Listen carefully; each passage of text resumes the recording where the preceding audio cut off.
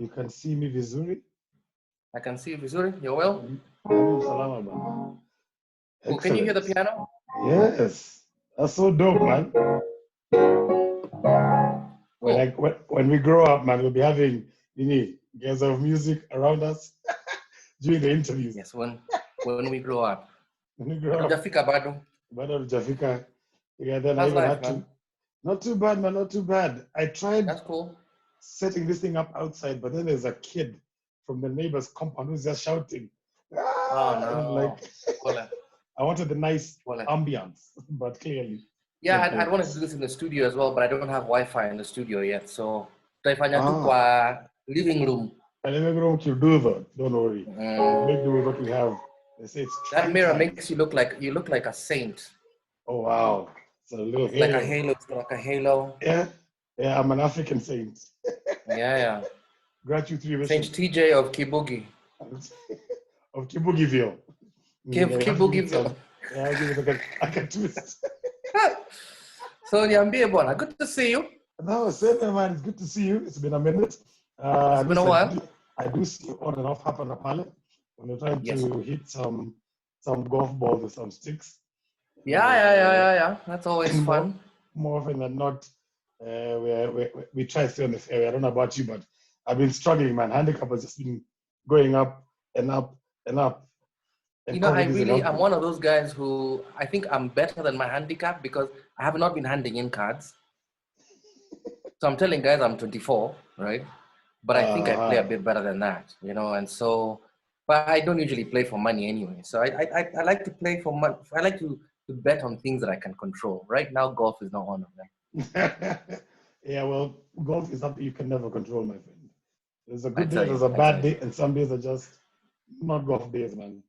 Yeah, but for me, it's been this period of COVID has been interesting because no caddies, so you appreciate your caddy much more, man. Because carrying that bag, trying to see where the ball has gone, see where your partner's balls have gone, it's just caddy appreciation month. I tell you, man.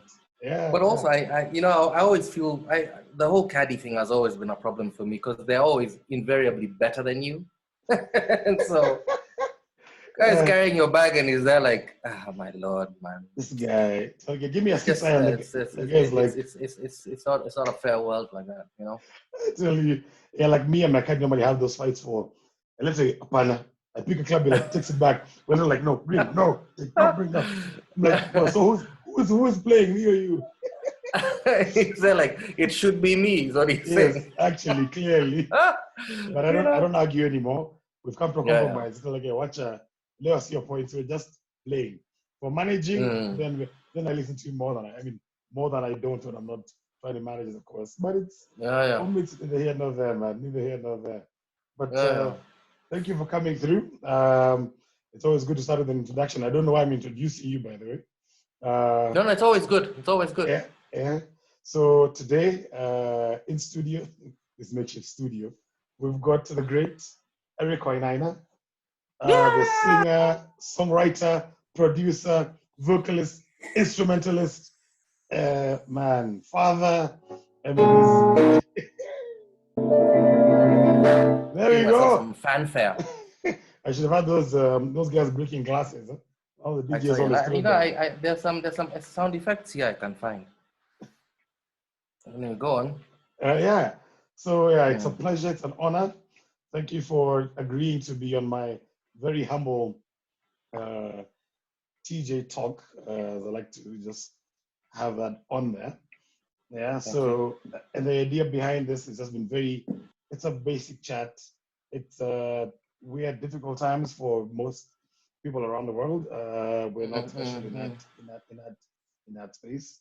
So I'd like to, just try and have this easy chat discussion about, who is Erick, what's he been up to, where he's been, where is he going, and basically, just try and uplift, people wherever they are, but just having an easy chat. So karibu sana. Yeah. Thank you very much. A nice afro. It was a box then. I tell you, man, we've known each other forever. First met you what, 90 kid or 3, 4, something like that. Yeah, with Akina Hena at first, and then we started doing your music. Yeah, that's Yeah. right. That's right. And Yeah, then yeah. remember, you are the only one of the only groups then to come up with a CD. That Well, was, the CDs were kind of new back then, you I know. know, man. It was a big deal, man. It was a big It was a deal. big deal. It was a big Yeah. deal. And then my sister's And on the now they're crew as gone. well. Yeah, Yeah. yeah. Now it's soft. We're having them soft copies everywhere, man. I tell you, man. I think I found some CDs in the house the other day, Mhm. and I gave them away. As in, like, it's nothing. It's like, what you gonna do with them? All the song is like it's one of these big wallets. You know the wallets that used to treasure. And they're Yeah, like, $300. all my Yes. jams are there. Like, well, I haven't actually accessed this thing in like 5 years, and everything that I want What? to listen to is available, you know, On so.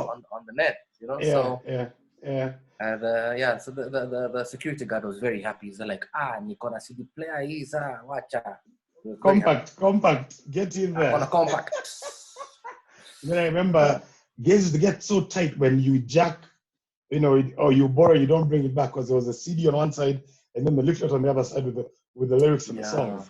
So some of my boys would come in from out of the country and give guys rides in their motor, and guys are just picking CDs. Yeah, you know, that's one of the things we've lost is like really great artwork, and it began. I mean, people purists will say we lost it when we moved from even when we LPs. moved from records, you know, LPs, because Yes. LPs you were able to have this huge, literally the size of a poster artwork, you know. Yeah, But yeah. you can, I guess, you can still. It's been replaced by other fantastic things, and there was an Instagram in the day, and we can post all this stuff that we couldn't before. So everything, I guess, balances out. True. And then before we even go further on, just like to say for the record, even me, there was a time nilikuwa Mwibaji. Eric gave Oh, me that's his. right. You remember when I was going to the US for Mr. University Worldwide? Yeah. And you gave me Daima. Okay. Oh Yes. man, I Yes, wish you I had it. sang that. Yes, I did. Well, let's And I hear had you sing it now. Oh wow. Let me get some water in there, man.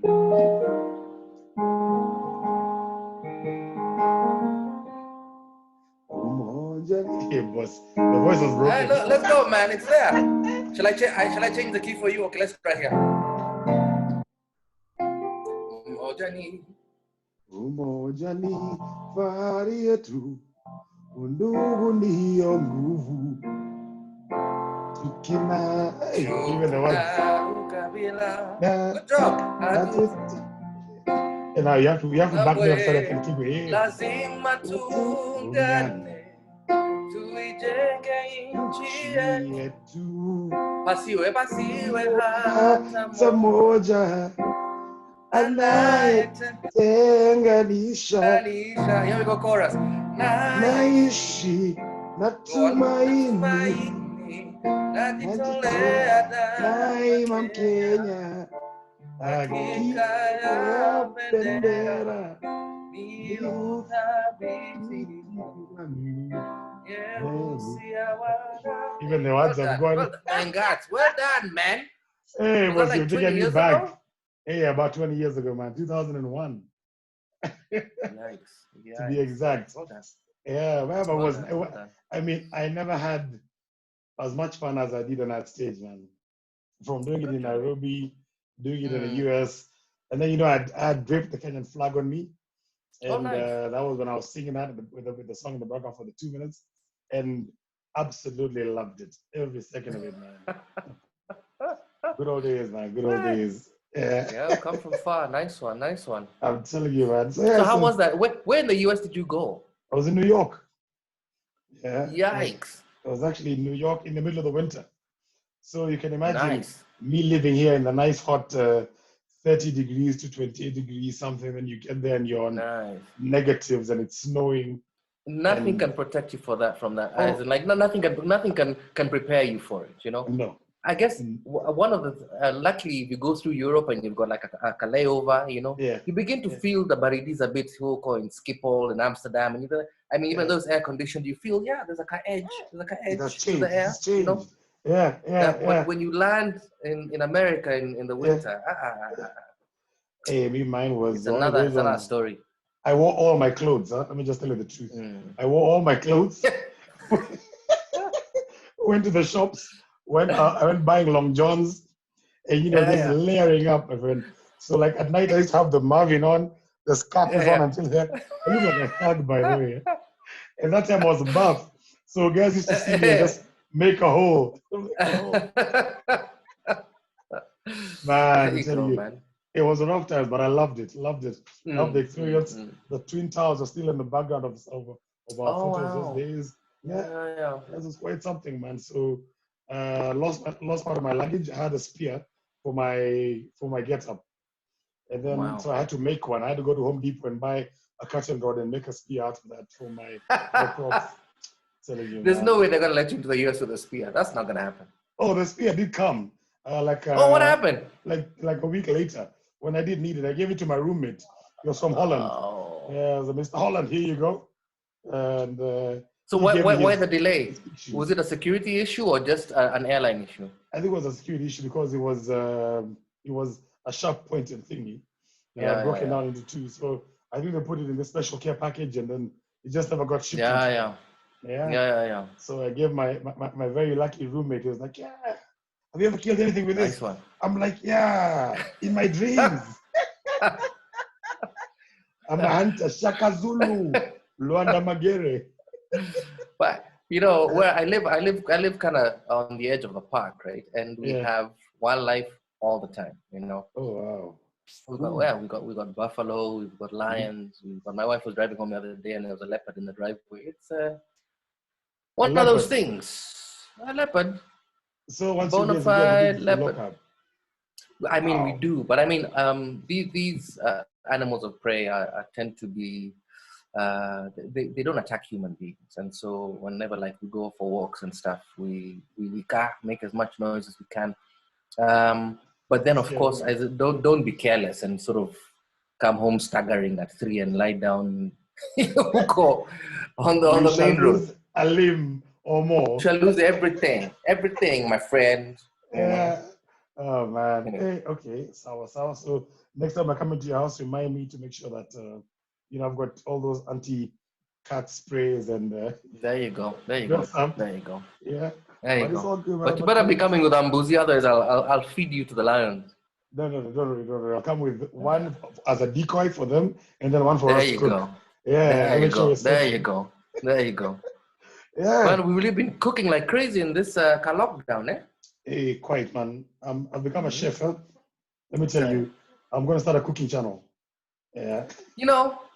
I bet I could cook you under the table any day, man. Well, that is a challenge accepted, in my sense. No, let's go for it, man. We shall have go that. For it. Take books. Erick Wainaina challenge. And I've been asking you questions, and you had questions to ask me. Yeah, I can talk forever. I'm at that age. Baba, we're the same. You're that age, over 40, wisdom. Yeah. I tell you. 20 something, many years experience.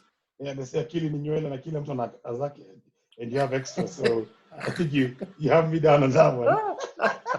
No, my questions are very basic, man. I just wanted to see. I mean, the other day I looked at my my CD collection, and there was the first CD, which was the Five Alive CD that you guys did, and I went through that, and I remember there was one of those songs, which was Mashaka, and it used to have the chorus, Mashaka hunipata, mabangi hunijaza. So first thing came to mind was these guys were smoking weed and talking about it those days, man. During the Moi days. How is that out in the open? Out in the open. Nah. Well, no. It was a song about, I guess, it was about sort of rough street life and the kind of stuff that people were going through. Okay. And so yeah, I mean, we weren't Vutaing Bangi, at least not communally.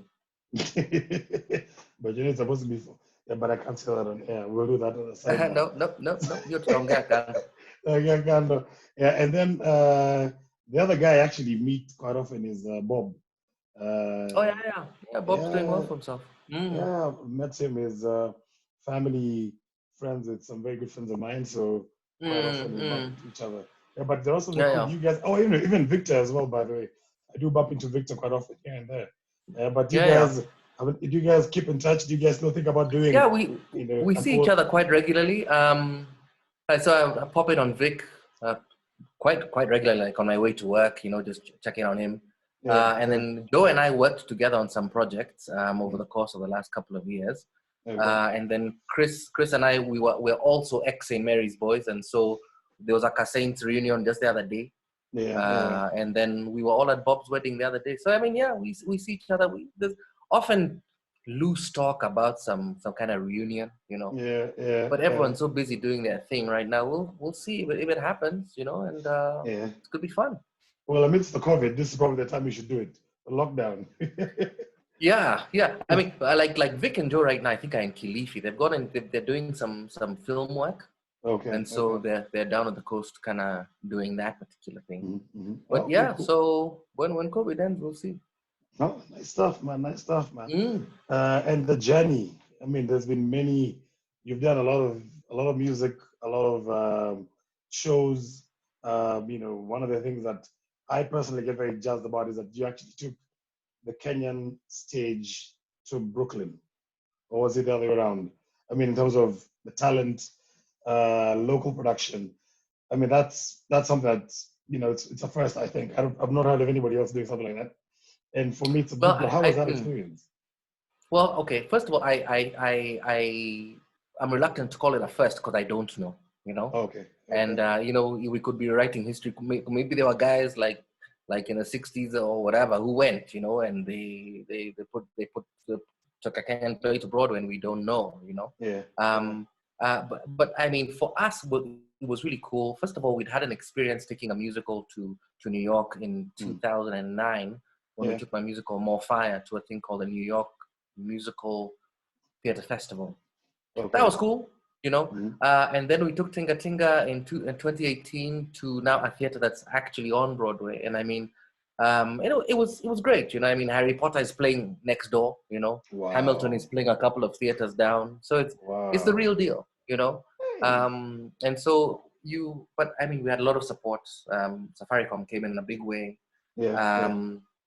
And then Mount Kenya Safari Club came in a big way, So, and we were a great team. My wife was the producer. We had a woman called Claudia Lloyd, who was the director, who actually produced and directed the animated TV series that we made the musical from, So it was a cool team, and it was nice to go. A good cast, Akina Njora, Kabi Masharia. Just it was great. It was great. It was nice to be there.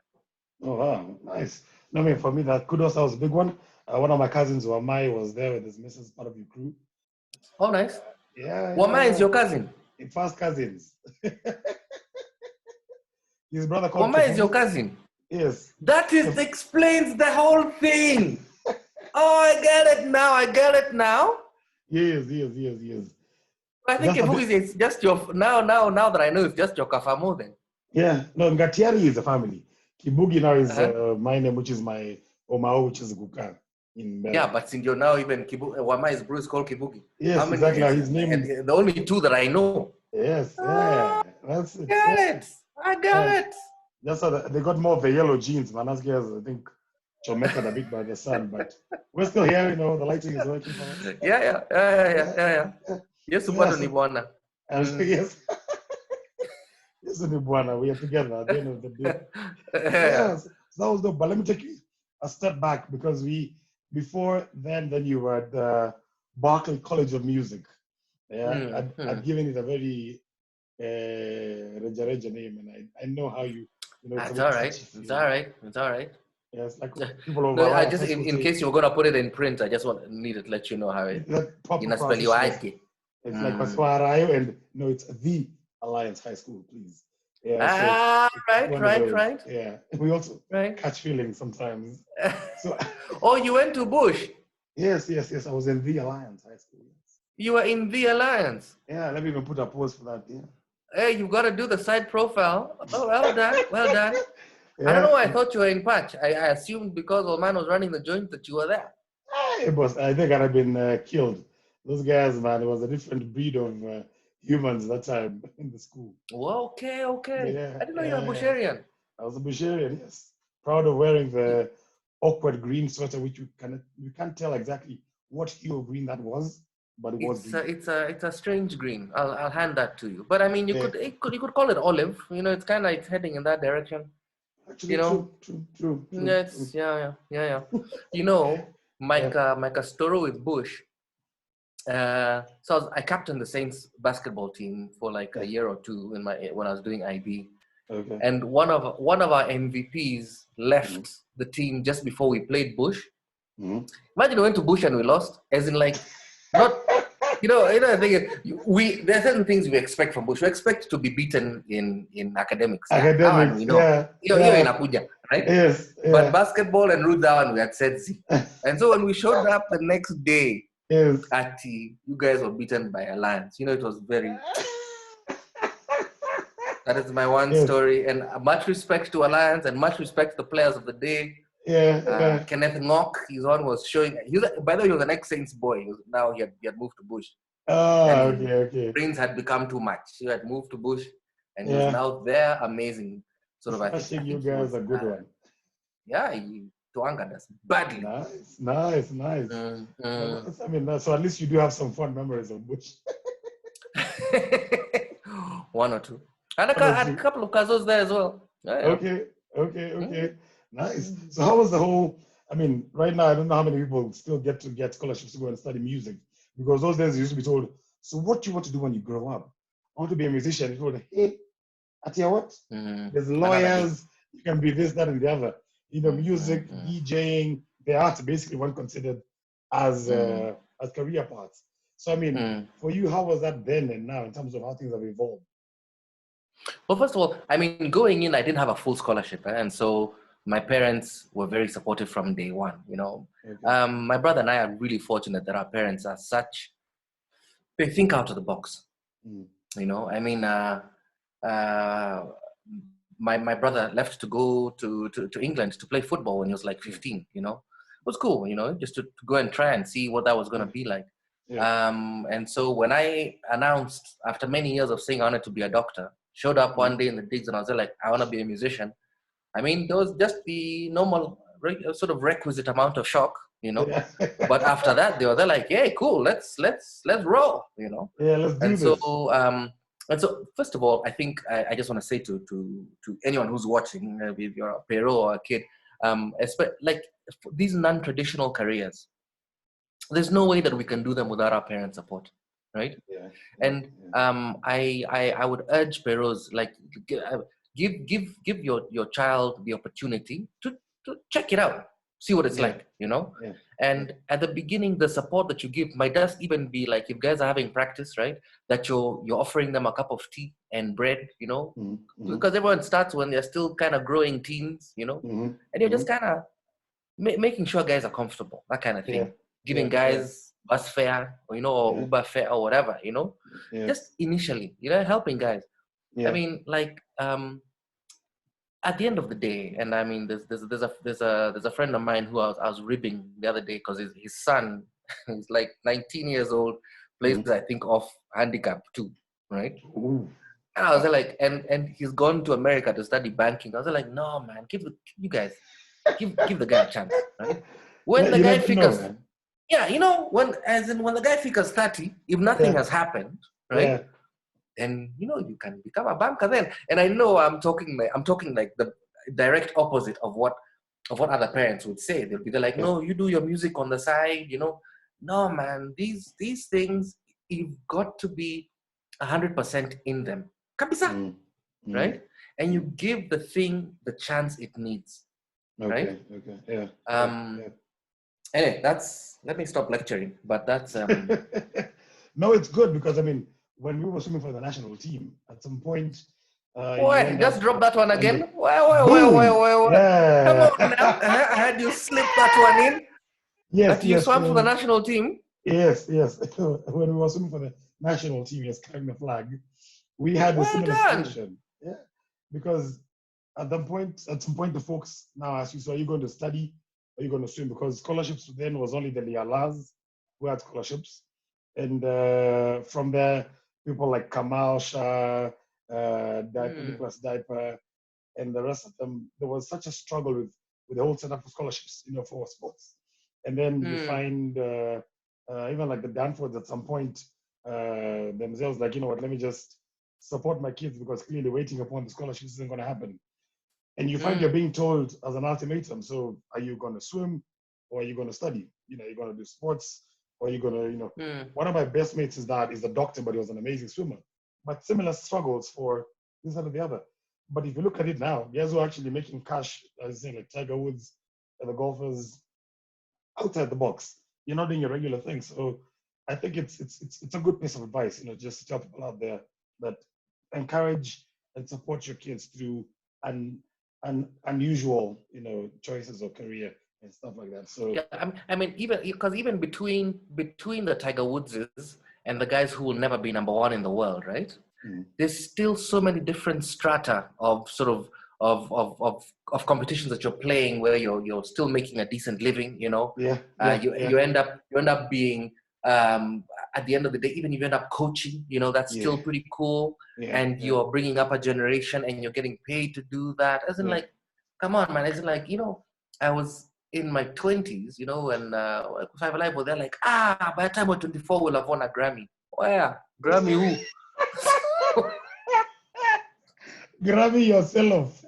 Grammy yourself, right? But in between, as in, like, between whoever won the Grammy last year, whatever category would have been competing in, and myself, right?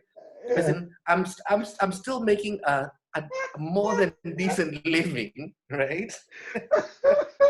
I'm sorry, right? bro. Doing my doing my thing, and as in, like, you like where I am right now, is in, like, I'm gonna keep on doing my craft, Grammy ikija, well done, I mean, I'm not pegging my life on it, I'm writing good music, I'm playing shows, I've got a wife who loves me, I've got kids who love me, I'm sour. You're all right. You're sour. I'm all right, so but anyway, so ultimately we fall into this our life's path becomes clear to us, Yes. And we kind of settle into it. You're trying to be the best that you can be, but I mean, look at Kenya right now. You could be a doctor and be starving, as in, like, the doctors were striking the other day, nurses striking. I mean, now that's a whole other situation with COVID, right? But of course, so people can say become a doctor, and that's not necessarily the answer. Very true, very true, very true. No, it's okay, but God willing, that Grammy, when you're getting it, when you say, I'd like to thank God and my mother, and don't forget Tony in there, boom. Have a shout out for the guy. All right. Yeah, I'll send you a shout out, don't worry. Yeah. So now, moving forward back into who Erick Wainaina is, and of course, the good things you've done. There was a period of time when there was politics in this whole story of yours. I mean, we love the albums. For me, I've listened to all your albums, and I've got some of my favorite. But we had some which were milestones, like Inchi Yakitu Kidogo, and the mic gets switched off when you're on stage, and almost getting bundled up by the cops. How was that experience, man? Well, that was crazy because so like you say, we were on stage. We had asked how many songs we're gonna play. I said we're gonna play 2. We start to play the second song, right, which happens to be Inchi. And then the organizer is calling me from the side of the stage, being like, "Kuja," I'm like, "Nigga, I'm not gonna stop singing in the middle of a song," because it happens so often. And I've been to music fests where, like, because it was the Kenya Music Festival, right? Yes. So the guest of honor arrives when someone is performing, right? They have to stop performing because the guest of honor has arrived late, mark you, right? While that individual walks down to take their seat, right? I was watching. It was a finalist concert at KCC, and these kids are waiting. They're waiting for that Kamzet to walk in. It was a highly placed individual, right? And then the person sits, and it's like someone has pressed pause, and now they continue their song from where it was. I was like, okay, guys, tuheshimiane, sawa, right? No one is trying to shoot you, Mr. Guest of Honor. You can wait outside for 2 minutes, right? You're the one who's late, right? True. So, so anyway, so this guy is calling me. I was like, I'm not getting off stage. So, and then the mic started to play up. Guys are trying to switch off the playback from up in the sound booth, right? The guy, so like one of the organizers stormed into the control room and they're like, where's the music coming from? And Kenya Music Festival officials lied to the guy straight to the face. Atujui natoka wapi. That time, the Katenje is right there doing his thing, right? Yeah. And then the audience had started to sing along because the song had been playing on radio for some time. Of course, yeah. I'd also been a bit intimidated because Saitoti was sitting there and you can see guys are getting agitated. Saitoti himself was there like, go, let the man sing, you know? Yeah. But then I was on stage with some dancers and the choreographer who was also on stage was telling guys, dance hard, right? So I was just like, man, I can't let down Brayo, right? Let's So we finished the song. Yeah. But then, like you say, when we walked off stage, some guys just showed up. They're like, Erick, Wainaina, right? And they're like, okay, I've just come off stage if you didn't see, but see who it was. Okay, who it was. Yeah. So my bro actually stepped in. He was like, I'm the one who's Erick, right? And so they went and talked to the guy for a bit, you know. I don't know what transpired, but he ended up coming back. And then there was a BBC journalist who happened to witness the whole thing. And then before I knew it, I was on the phone with BBC UK. What? And then it snowballed. And so but yeah, I think the most important thing was just seeing how people reacted to the song, you know, and how they wanted it to be their particular anthem about their frustrations around corruption. Yeah. No, it wasn't. I mean, to be honest with you, we take, you know, like 2 steps front and we take 10 steps back, and the euphoria around the change that people wanted to see at the time was still the same. I mean, frustrations haven't changed, but I think it was a milestone in terms of trying to put a voice out there in terms of, you know, this is it. Same way we see guys doing the graffiti on the walls and them trying to actually put a message across and say this. And sometimes I think it is important for that message to be out there because people, maybe you're in this little cocoon and think that it's only affecting a certain type of people or a certain class of people, but it's actually affecting everybody in the greater scale of things. So for us, I mean, hey, for me, that I'll give you kudos. I just remember watching it on telly and I was like, okay, I hope you'll see Erick again. But I mean, that is, it's part of who we are. It's part of our culture, and I believe one day we shall overcome. But we have to overcome it, and it's not gonna be, that change will not be wrought by single individuals. You know, I hear people saying, so and so can change, can bring change. This other person can bring change.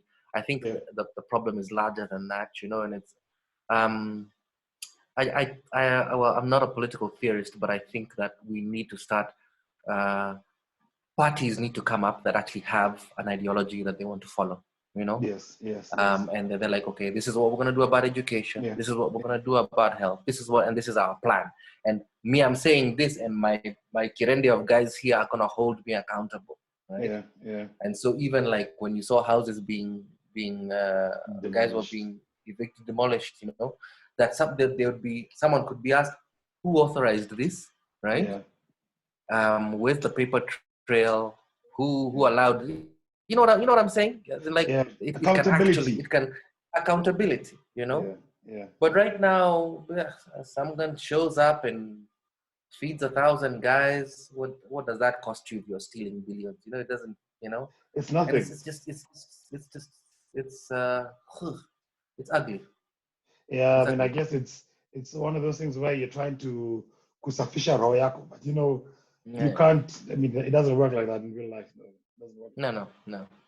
Okay, moving away from the political scene, there was Life at the Elephant. That was another one where going really well, and then one day guys show up. What was that about, and how did that end up getting closed off? Well, I think let me tell you what I believe happened. Right. So in about was it? Are we in 2020? Yeah, February of last year. Yeah. Right. We had this 3-4 day event. Right. Yeah. And to be honest, we took it too far, right?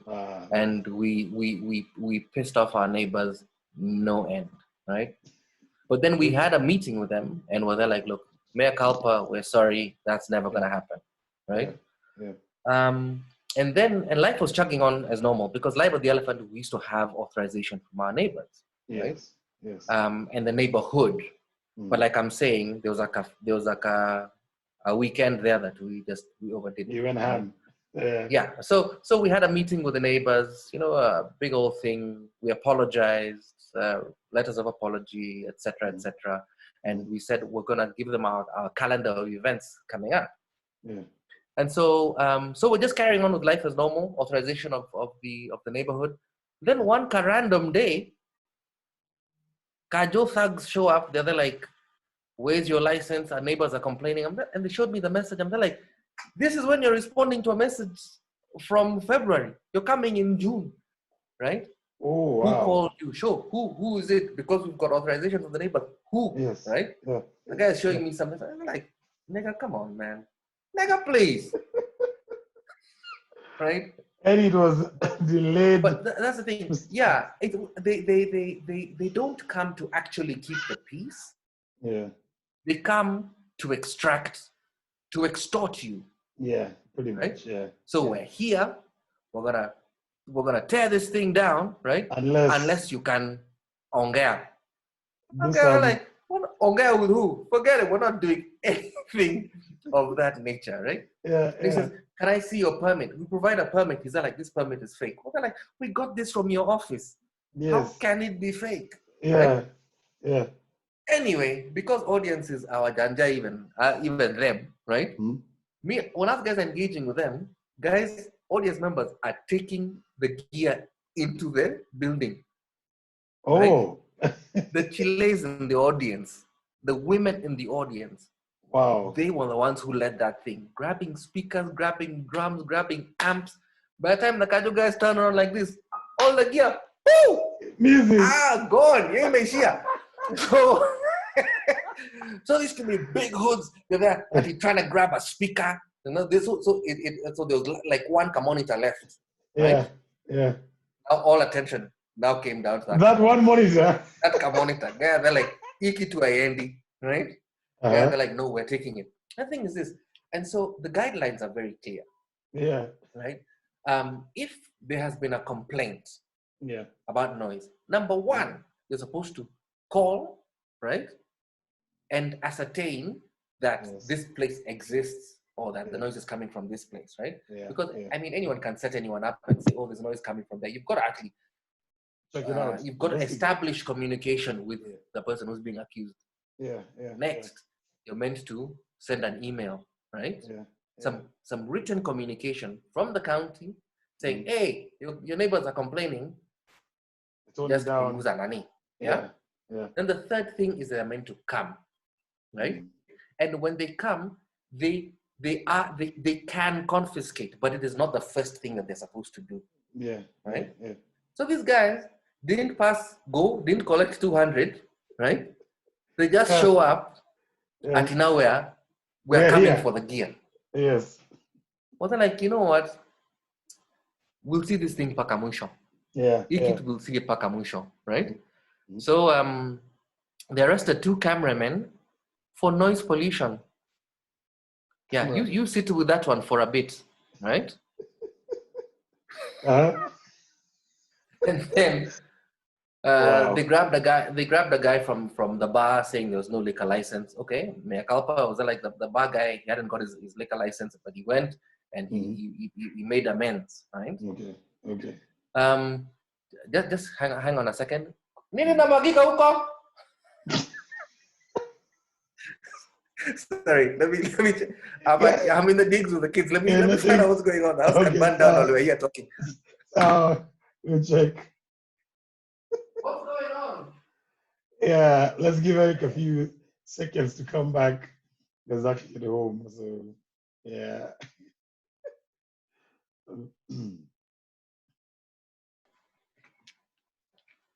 It's the second thing. It's the second time it's happened to me. I'm using one of these, these filament lamps. Yes. That have and an open whatever tube. Yeah. Yeah. So it attracts moths. Yes. And they just burn to death. So that's what's happening. That's what's cooking. That's what's cooking. What are the dinner plan? It might be, man. Just add salt and pepper. It's good to So, know. Uh-huh.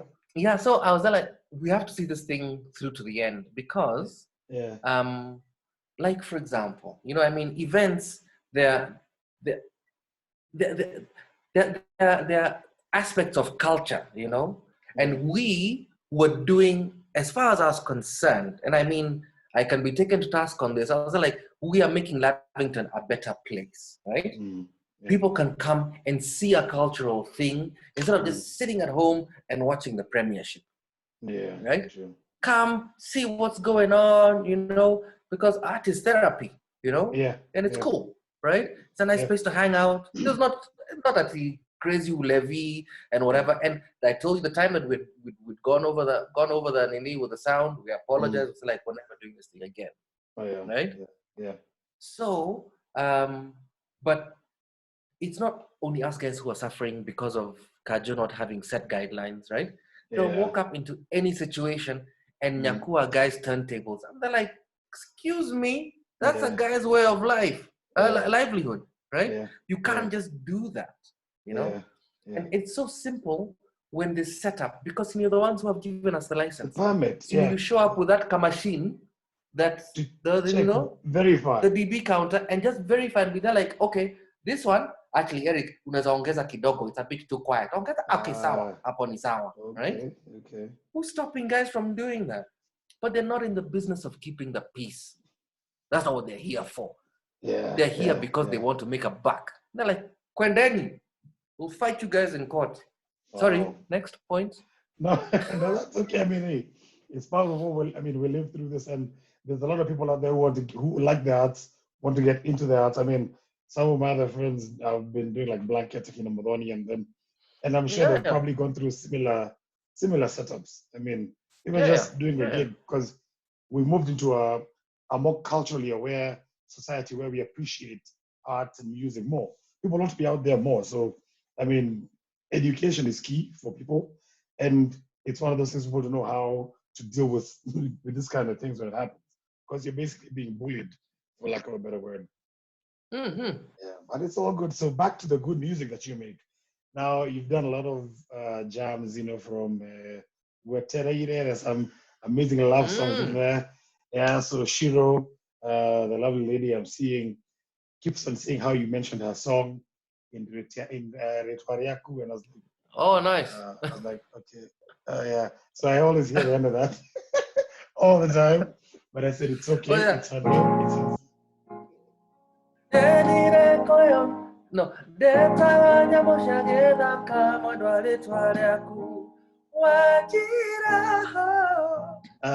it.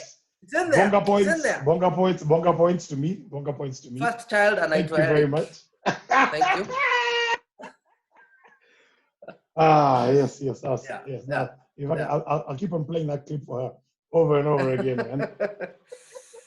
Then you've done a lot of collabos as well. Now, for me, what used to just jazz me was whenever I boarded a KQ flight coming digs. You and the late, great Oliver Mtukudzi was always playing, man. Let me tell you. In fact, that for me was, you board the flight and you're like, yeah, we're actually going home. That was a dope. But I mean, okay, sorry. It's not about me, it's about you. So which of these, other than that one, because that has to be one of your top best, I know. which other one of your collabos have you, that you look back and think that was really dope, and I really enjoyed that? Well, we've got a new one out with a guy called Jason Sibiokumu. He happens to be John Sibi's son. Yes. So that's on YouTube. It's called Lonely Mile. Yeah. Can I play it? Because it's a guitar song. Please. She loves the winter, says it calms her down. Waits by the window, watch the snow fall lightly, swirling her coffee round and round, watching the clouds roll into town, changing faces, seasons wasted on the lonely man. Yeah, me, I'm in concert. I'm all in there. I'm all in there. All in there. Top stuff, It's a nice man. song. It's a Top nice song. stuff. Yeah. It's a nice song. Listen to that, man. It's quite dope. Yeah. And then I wrote this song with Kagwe Mungai, and the song is called Okay, and it's on a record called Dreams in Stereo. It's available on all digital music platforms. Can I play your snippet? Please do. Take it away.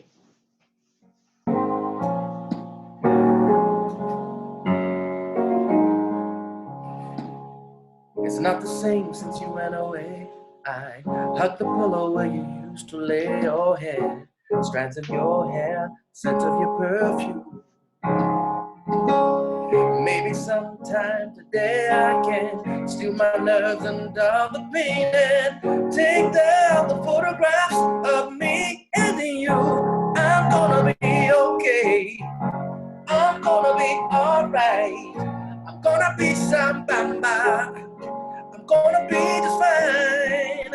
I'm gonna walk the streets, walking with my happy feet. Oh, I'm gonna be okay, 'cause tonight I'm getting over you. Yeah. Oh, top sounds, man. Top sounds. Hey. Asante. Really nice. More moths are cooking. More moths. Yeah, no, but that's beautiful music, man. Beautiful music. Thank you. And I mean, there'll come a time, I think, when we'll probably have one of those episodes where, we probably have a listening party and we can go through some of your, from your old music, some of the new stuff. I think this will be really cool. But I mean, you've been making music for years and it's been really good music. There's a lot of kids out there, even grown-ups, trying to do this. Sorry, hang on a second. Sorry. No worries. Yo, David.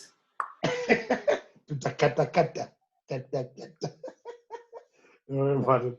Yeah. So, what would you tell people out there who actually want to do music, who are struggling artists, who are trying to basically make or find their way in this thing? We're all struggling artists, Tony. So, okay, but okay, without sort of being facetious about it, I would say this: if you want to go into the arts, especially like if you want to be a musician, pick up an instrument, right? Teach yourself how to play something. Especially like songwriters. How do I put this? You need to be really good at your craft, right? Whether you're a songwriter, whether you're an instrumentalist and you're playing and you plan to play on different people's records, play in people's bands, play in recording sessions, because at the end of the day, what being good at your craft will do for you is give you control of your career, right? Because if you're a good songwriter, for instance, then you're in control of the stuff that's on your record, and what control also translates into money, right? Because the songwriters are the people who make the royalties, right? When a song is played on radio or when you download a tune, right? It's the songwriters. Very often, songwriters and artists are going to be the same people, right? But sometimes it's not. I mean, if you look at a situation like, if you look at, let's say, the most famous example is Babyface and Guy, that hot babe. How can I forget her name? And break my heart, say you love me again. Tony Braxton. Yes. So, I mean, like, at one point she was suing for bankruptcy, right? Yeah. And yet she's got records that have become number ones, right? Yes. But what it is that Babyface was writing the tunes, right? Or Diane Warren, for example, who wrote "Unbreak My Heart," right? Yeah. And so, also, so being a good songwriter gives you control.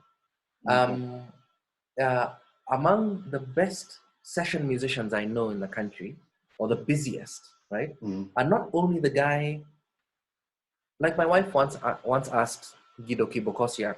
Guido is one of the founding members of Musically Speaking, and his son, they set up the group with Karun. And I mean, like, my wife asked Kamula. Guido. Yeah.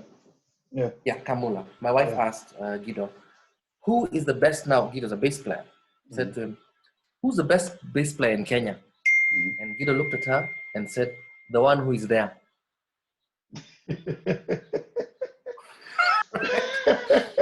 half the gig is being there. True. Half the gig is being there, right? Yeah. And being there means that you can play, you've got the right attitude, right? Like the guy who plays guitar in my band, his name is Benja. Benja is literally doing 2 or 3 sessions a day, right? Wow. Because he's good, right? And he has no attitude, right? Okay. He'll come into your session, hear what you want him to play, and they'll be like, okay, he'll whip out some ideas for you, even give you extra, right? Nice. And so that's the kind of guy that, if they're like, hey man, you can call Benja, and they're like, Benja, manze, unaweza kam leo, right? The guys are like, look, I'm busy, right? Yeah. And me, I'll be there like, look, because I want you, I will wait till you are free, right? Yeah. So as in like, so because his attitude is everything, and he's a great musician. I mean, there's some musicians out there who are fantastic, but who are just the most impossible people to work with. Yeah. You'll familiar that stuff for a few months, a few years. After a while, you'll be there like, cheers. God bless you. Mungu yupo. Cheers. Move on. Wow. Move on. Okay. Right? Okay. So what I would say is to upcoming guys, be good at your craft, have the right attitude, you know, and try and bring your parents onto your side. You have to. Yeah. The parents have to be there. Support. It's important. Yeah. Okay, good stuff. And what can we expect from the great Erick Wainaina coming up in the near future? I don't know what what are you the working on great, now, anyway? but just Erick.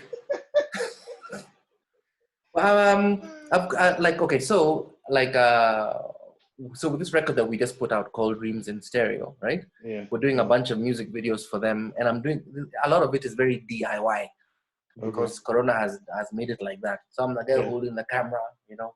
Yeah. I did this kind of music video where it features Waire. So because now everyone is at home on COVID, I used dolls. Yeah. You know? So I filmed the dolls. I'm holding the dolls. I'm making the dolls dance. You know. So it's cool. It's gonna be fun. Yeah. And then we've got this thing called the Nairobi Musical Theatre Initiative, and so there's 12 new musicals being developed by a bunch of writers. You know, so I think we're about 40 writers. You know, so writers and composers, right? And so, Mara, we've got a story about a corrupt pastor, you know. We've got a story about this black Kenyan guy who falls in love with a Kenyan Indian girl, and their families have known each other, and sort of what happens when the families sort of find out, you know. We've got a story by now, Too Early for Birds. Are you familiar with Too Early for Birds? I watched that. Yeah, that was lovely. So Too Early for Birds have got a musical based on.